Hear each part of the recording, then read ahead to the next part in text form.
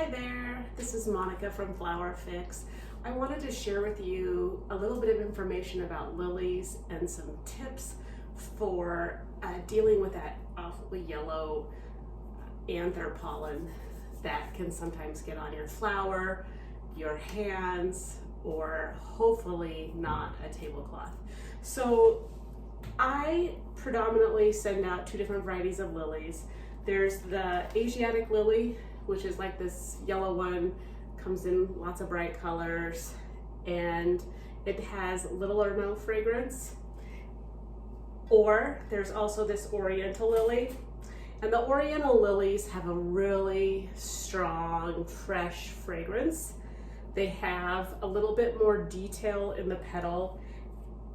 They come in a white, and then a lot of people are familiar with this stargazer lily. That's a type of Oriental lily. Lilies are a fantastic flower variety to have in your home. They offer great fragrance. They last a really, really long time. And if you're careful to remove the blooms that have already been spent and passed, you'll have several weeks from the first bloom opening until the last bloom opening to enjoy this flower variety in your home. Lilies do have one major drawback, and it is the pollen that comes off of their anther. So if you can see here, this lily has a full open anther that creates this little yellow orangey speckle pollen. When this lily opens, the first section or the first phase of the opening, right when it opens, there's no pollen that comes off of the anther. But as it's allowed to mature, day by day, it becomes filled with pollen.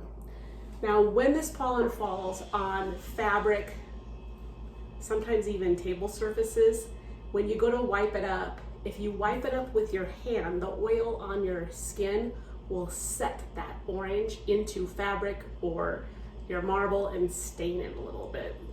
It's really hard to get that out. So first thing that we can do is prevent this pollen from happening and falling on any surface. So the second your lily bloom opens, you want to take your fingers and remove just the anthers. So I pull those out just with my hand and throw them away. So each time these new lilies open, you want to check with your bouquet and pull the lily anther off immediately so that it's just bare, like that one right there. If you happen to wait too long and it's already started to lay off that orange pollen, you'll want to take a tissue and put the tissue in to grab and pull off those nasty orange pollens and make sure that they don't fall onto anything important of yours. Now, let's say we do accidentally get it on our hand, on some fabric. You never want to take your hand and try to brush it off. You always want to use a tissue or a cloth to brush the lily pollen off. Again, the oils on your skin will set that, so we want to lightly brush it off. The other thing is you can take a Q-tip and brush it off of your hand, off of your clothes, or if it scatters all over the lily, you can just lightly brush it off and then it won't set it into that. Now, all else fails, it does fall onto some fabric. Mother Nature has a fantastic fix for this. You can lay that fabric out into direct sunlight, and the sunlight will bleach back out the orange pollen, which is so super cool. And if it happens to fall on, a white marble countertop or something like that, if you use a bleach solution, spray it down with just the, good old Clorox cleanup. Spray it, let it sit for a little bit, and come in with a clean towel and wipe it up. That generally will bleach out that pollen and have it come right out for you. So number one key, again, try to remove the pollen. or try to remove the anther before it lets out its pollen right away. That's the best solution here. As I said before, these lilies last for forever, or not for forever, but for a very long time.